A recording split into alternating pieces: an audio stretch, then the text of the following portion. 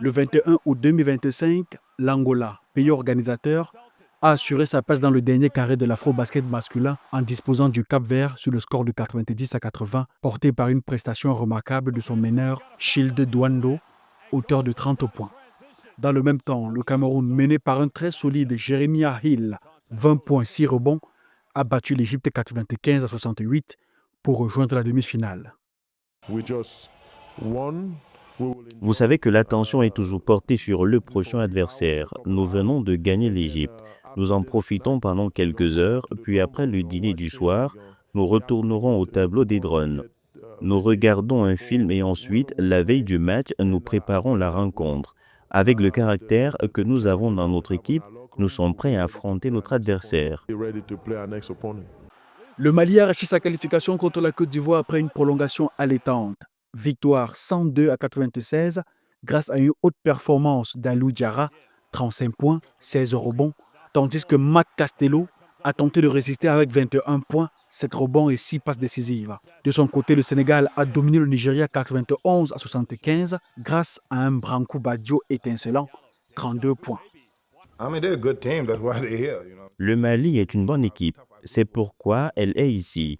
Nous nous sommes croisés en phase de poule. Se retrouver en demi-finale signifie qu'on avait un groupe difficile. C'est une bonne équipe.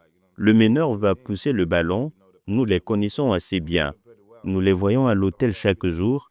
Nous les observons et sommes prêts à les jouer. Les demi-finales auront lieu le samedi 23 août 2025. Le Mali retrouve le Sénégal qu'il avait battu 80-70 durant la phase de groupe, un affrontement entre voisins et rivaux.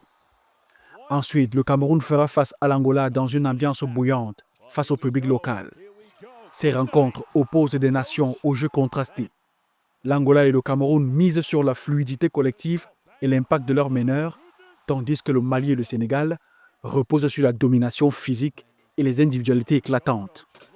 Le suspense est total à l'orée de cette phase décisive.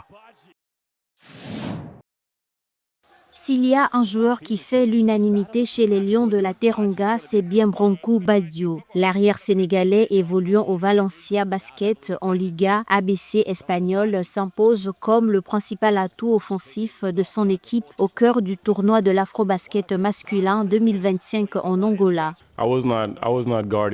En particulier, je n'ai pas regardé Josh à l'entraînement, mais je pense que Pape Moustapha a fait un très bon travail parce que pour garder ce type de forme, il faut être discipliné. Il ne faut pas juste presser le full corps et le laisser passer par toi. Je pense qu'il a fait un très bon travail et Ibou Badio aussi, il a contré tous les dribbleurs. Je pense qu'on a fait un très bon travail. Le meneur Branco Badio a été l'un des grands artisans de ce succès du Sénégal face au Nigeria avec 32 points marqués. Il livre une véritable masterclass alternant gestion du jeu, percussion et tir longue distance avec une aisance déconcertante. Duo parfait avec Jean-Jacques Boissy qui s'est également illustré enchaînant les actions décisives et affichant lucidité dans les moments clés, ce qui lui a valu de marquer 27 points à lui seul. Je dirais que c'est la philosophie de notre jeu, on joue comme ça. Ce sont les consignes du coach depuis il y a 2 ans, on joue comme ça. On défend bien pour courir, on court tout le temps. Donc on a besoin de défendre bien tous les matchs pour gagner. On doit défendre, prendre les rebonds pour pouvoir avoir des chances de courir. Et on a pu faire ça aujourd'hui et grâce à ça... Merci à Dieu, on a pu gagner la match. Branco Badio, à la fois scoreur éclatant, stratège sur le terrain, est capable de créer des occasions pour ses coéquipiers. Il représente une menace sérieuse pour les équipes adverses. Il est l'un des joueurs les plus attendus de la demi-finale Sénégal-Mali du 23 août 2025. Le mineur de 25 ans symbolise à la fois le présent et l'avenir du basket sénégalais.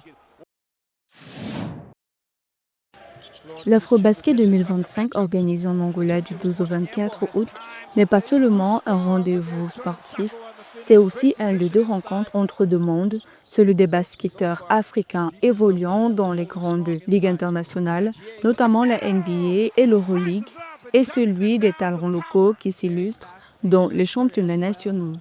Cette cohabitation, loin d'être anodine, exerce une influence profonde sur la dynamique du basket africain, mêlant notamment un système de jeu rapide et structuré et un style plus instinctif des ligues locales.